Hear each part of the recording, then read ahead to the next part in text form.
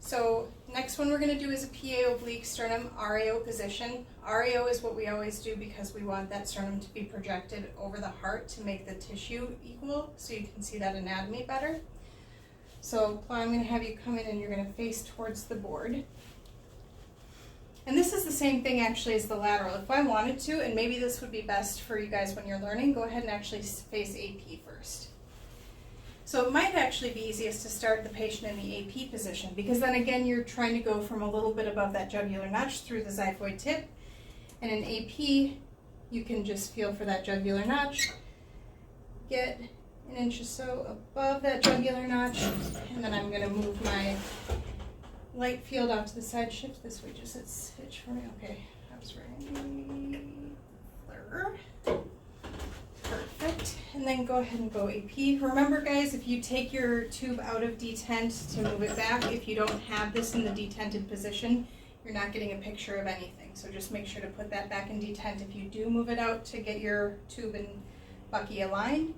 So now in this position, I'm going to have you face totally PA. And this projection can be a little bit hard because when you do obliques, you're used to doing a 45-degree oblique as a student. And this is just a 15 to 20-degree rotation in the RAO position. And again, RAO means the right anterior side of the patient's body is going to stay against the IR. So the easiest way to do this, at least that I've found, instead of just trying to imagine 15 to 20, is just have your patient take their hand and just put your hand up against the left hand,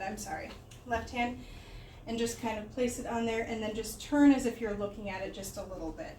So wherever their hand kind of rests, when you tell them to kind of turn towards that hand, that usually gives them just enough rotation to shift that sternum off to that left side. And really you're just doing that rotation so that you get about an inch laterally off to the left. So in this projection you're centering, you're going to feel for the spinal column and you're off centering that by 1 inch. And it's not very clear in your Merrill's book, but you're centering off to the left side. That's where your sternum is being projected. If you imagine your body in the PA position and you turn RAO, that sternum is going to shift slightly to the left over that heart, okay? So again, you can feel for the vertebral prominence if you need to, find that spine. Right now I'm probably more like 2.5 inches off to the side, so I'm going to shift plow just very slightly till I have about 1 inch.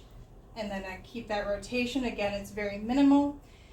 And for my marker, I have the sternum should be centered nicely on my cassette. So I would get my 10 by 12 inch cassette, put that in here, put your right marker down on the right side so that you remember side down is the side you mark.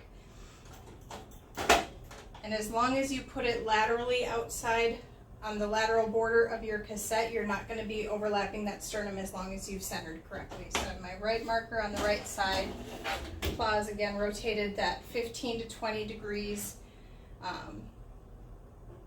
Hand helped her to get to that position, making sure that we have from the jugular notch through the xiphoid tip. Okay?